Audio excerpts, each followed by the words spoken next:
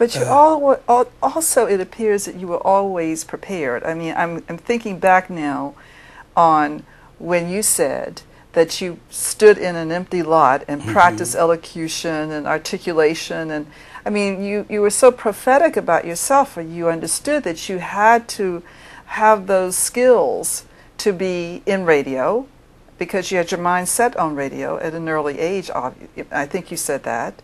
At age 15 is when you started. But you were so prepared along the way. Well, luck has been with me, and my mother's prayers and my wife's prayers. Luck has been with me. I have,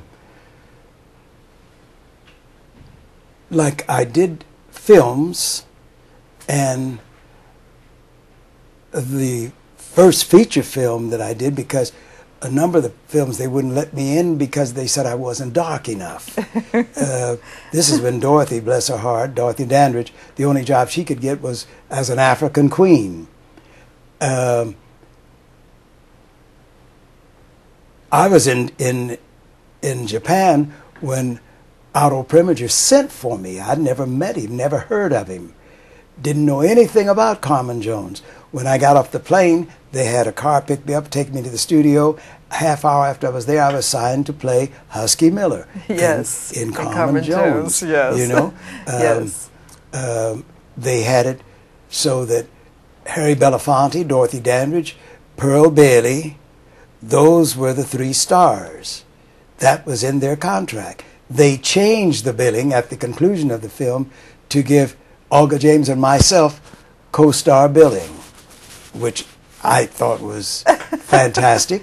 And, you know... So things just unfolded for you. That's right. Yes, luck, but also preparation. Well, I don't know. Yes. See, then when I finished radio, when they told me that the South would never accept a black face, I said, okay, I'll retire.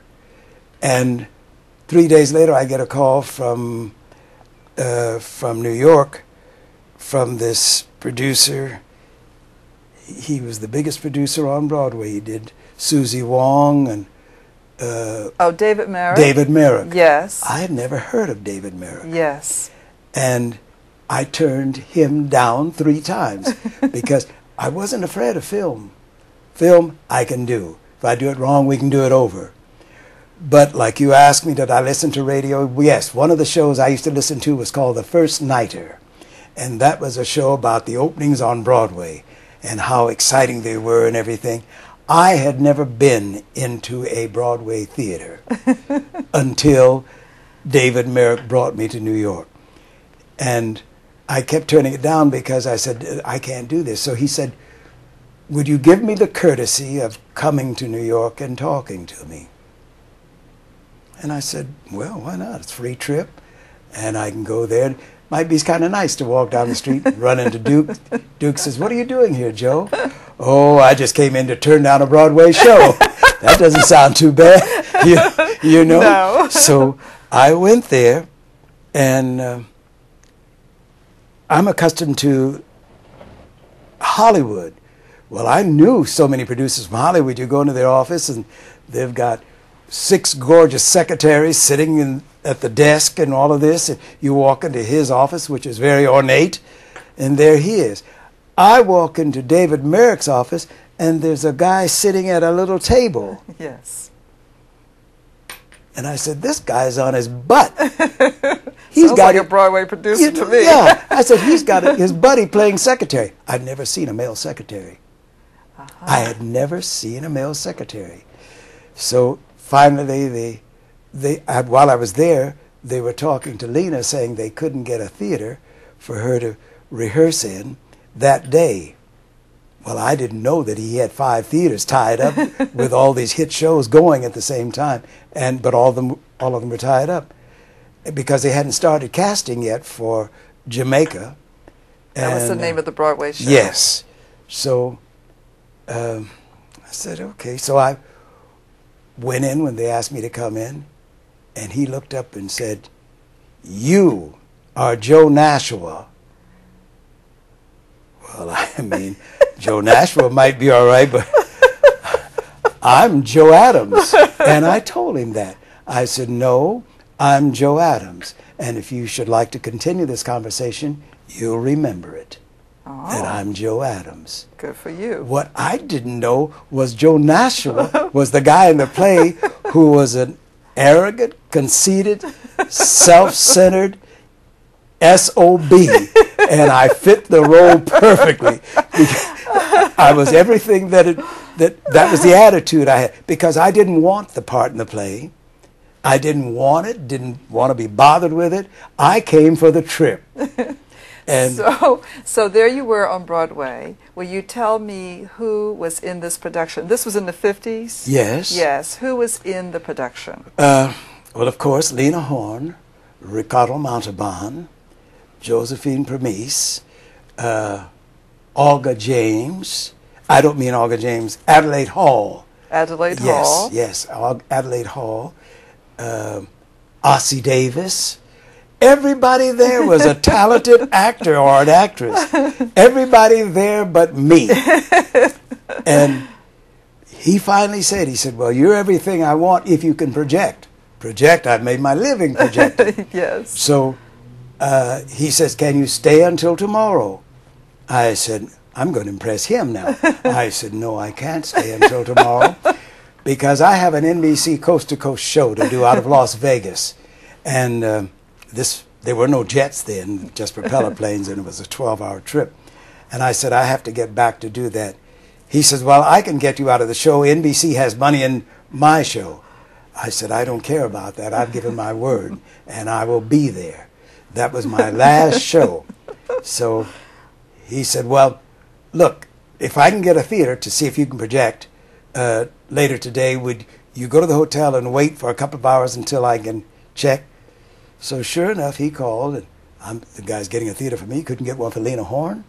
So I go to the theater, and I have always heard how cold Broadway is. Yes. I get there, and there's at least 200 people in the audience. So they asked me to read. Hey, I read, no problem. You know, read the part. They said, that's great. And then Bobby, I can't think of his last name, I think it's Brooks. But anyhow, Bobby said, he was the director, he said, and you know he sings too. I said, yes, I do, but I didn't sing in Carmen Jones, because I still fighting this. I said, then it dawned on me, what am I doing? So I threw the tagline in. Neither did Harry Belafonte or Dorothy Dandridge. Those were all overdub voices because Otto Preminger wanted more operatic type voices. I think many people don't realize that. No, they don't. Yes. Well, Preminger, being such a perfectionist, he wanted you to sing it, wanted you to sing the part. He wanted to, like he told me, the first day shooting was me. That's my luck. And he wanted to see the veins stand out in your throat and everything. So Bobby said, well, how would you have done it had you done it? Well, I looked at this little theater. This was like a neighborhood theater. It was. I expected a Broadway theater to be like Radio City Music Hall. That's what I expected. So I started singing, and my voice came back to me. The acoustics were so beautiful. And I sang. I got a standing ovation. Harold Arlen jumped up and said, this SOB can sing. I'm writing 5 more numbers for him. Well, with that, I was sold. You were sold. I was sold because I used to, like, I've sung with Duke Ellington's band, like on Armed Forces Radio and what have you. But I could walk into a club in Los Angeles and Basie would say, hey, Joe, come up and sing a number with us. Fine, I would go and sing a number. No problem. George Shearing, come on up, Joe, and sing a number. But if you told me that I was going to open at this club as the MC 4 months from now, opening night, I'd be so hoarse I couldn't talk. I'd have a mental block, and I couldn't do it. So I said, well, if I sing every night, I'll get accustomed to it. Yes. So I said, hey, I like this, you know. So to make a long story short, they signed me. And they took out every number that I had because they hadn't signed anybody else. And Merrick told me, he said, I'm signing you. Your contract is open. so that you can play the first lead or the second lead. He said, very honestly, you look evil. He said, I can get a lot of nice guys, you know, but you have that evil look, you know, the Just city slicker look. This character. And that was the role I played. And how long did the show run? Pardon me. Ran for about 2.5 years. Fantastic. Now, I was the only person in the show dressed. I wore silk suits. Everybody else was raggedy on this island, but I was dressed. And they did, what did they do? They took out every song because Ricardo couldn't sing at all. Yes. So, and that's the reason I signed. They took out the two I had. And then I had a dance sequence with Lena. I don't dance. And they gave me this dance sequence, and every night I would have to go in the wings and bring it up before I dance because I don't dance. I got sick every night. Were there any racial problems that you were exposed to? Because after all, this was a Broadway production. These African American actors are on Broadway, and there is Lena Horne with Ricardo Montalban as the love interest and so forth. Do you remember any particular incidents? No, I do not. Actually, the cast was mixed. Oh, it was mixed. We had Asians in the cast, Asian dancers. We had Latins in the dance troupe. Alvin Ailey was in the chorus. Oh, he was in there. Very good. The cast was pretty well mixed, and there was a fellow, I can't think of his name, who played a hunter. He was Caucasian. So the problem really pertained to this kissing scene between Lena Horne and Ricardo Montalban. I never knew of it. Oh, I never knew of it. He was probably aware of it, but the papers tried to make things happen. Ricardo Montalban, as you just stated, was probably more Spanish. Ricardo told everybody without hesitation, no, I'm not Spanish, I'm Mexican. Yes. Without hesitation. Yes. There's a boulevard in Spain named Montalban Boulevard, but that's named after his great-grandfather, and Ricardo says, that was my great-grandfather. I was born in Mexico. I was raised in Mexico. I am a Mexican. But did he have to wear dark makeup? Well, he wore body makeup. Yes.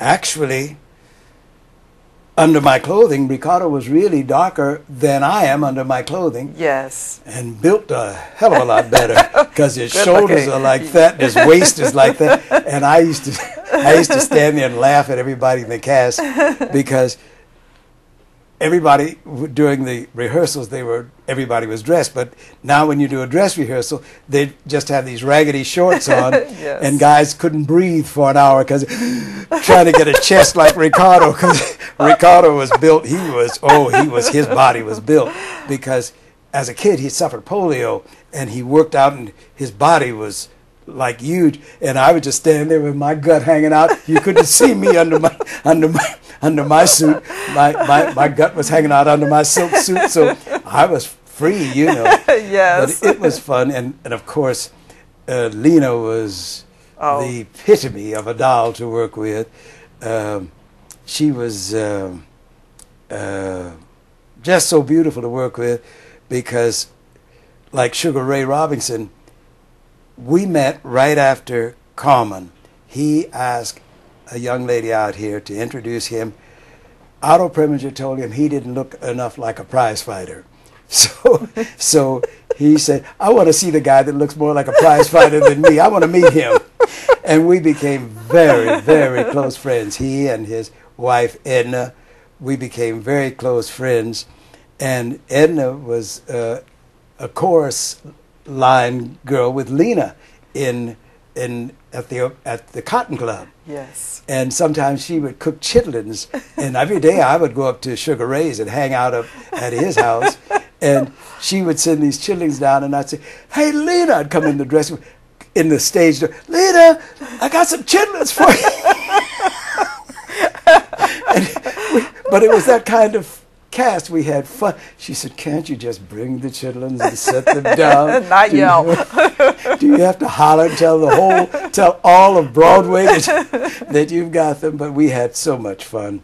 It was a real. It was a festival of fun. Lena, sometimes she'd say, "Joe, I want you to escort me someplace tonight. We might go to the French Embassy where they're giving a dinner in her honor, or we might go to Birdland to hear Basie." Yes. And we'd be sitting there and Basie'd be cooking, and she'd say, "Holler, holler." I said, "Well, why don't you holler?" "Because I'm a star." She is indeed beautiful, inside she was and a out. doll, and people would come right up to the table and say, "I saw you in such and such in the show, and when you see Miss Horn, will you tell her how wonderful she was? She's sitting right here, but she doesn't have her makeup on, and the freckles are showing, Oh, yes. and she's got a scarf on." And they didn't know. And they didn't recognize her. Oh, so we what had a fun. performer, too.